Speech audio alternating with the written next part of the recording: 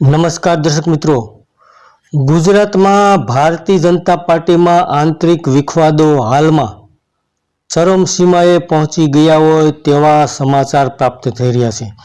તો ભારતીય જનતા પાર્ટીના નેતાઓ વિરુદ્ધ હવે કાર્યકર્તાઓ પણ પોલ ખોલી રહ્યા છે।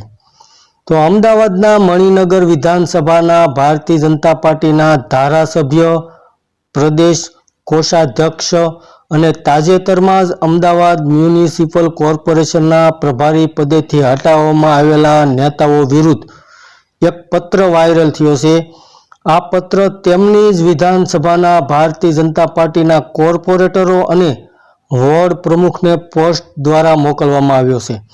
તો ભારતીય જનતા પાર્ટીના ધારાસભ્ય અને નેતાઓના અમદાવાદ મ્યુનિસિપલ કોર્પોરેશનમાં કોન્ટ્રાક્ટ ચાલે છે, કેટલી અને ક્યાં તેમની સંપત્તિ છે તેનું લખાણ આ પત્રમાં લખવામાં આવ્યું છે, જેને કારણે આ વિવાદમાં વધારો થયો છે।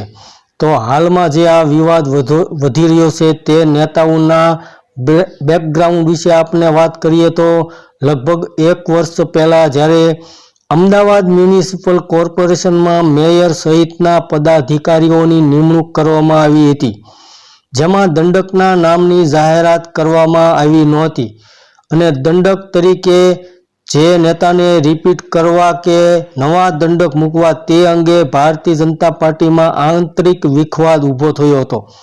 તો દંડક તરીકે જે આ નેતાને ફરીથી રિપીટ કરવામાં આવે તેવી શક્યતા લાગી રહી હતી, પરંતુ પછીથી દંડક તરીકે મ્યુનિસિપલ કોર્પોરેશનના તત્કાલીન પ્રભારીના નજીક ગણાતા એવા અમદાવાદ મ્યુનિસિપલ કોર્પોરેશનના મહિલા મેયર તરીકે સૌથી મુખ્ય દાવેદાર ગણવામાં આવતા હતા તેવા નેતાને મૂકવામાં આવ્યા હતા।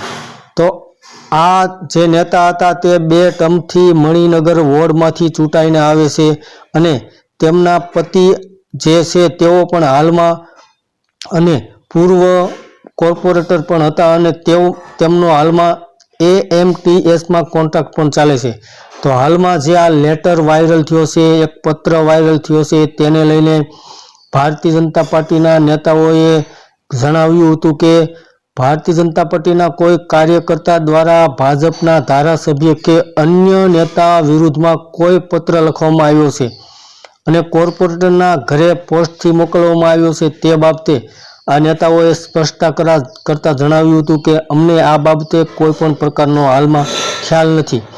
તો દર્શક મિત્રો, હાલમાં ભારતીય જનતા પાર્ટીની અંદર એક પત્ર વાયરલ થયો છે, જેને કારણે ભારતીય જનતા પાર્ટીની અંદર આંતરિક વિખવાદ વધી રહ્યો હોય તેવા પણ સંકેતો દર્શાઈ રહ્યા છે। ધન્યવાદ દર્શક મિત્રો।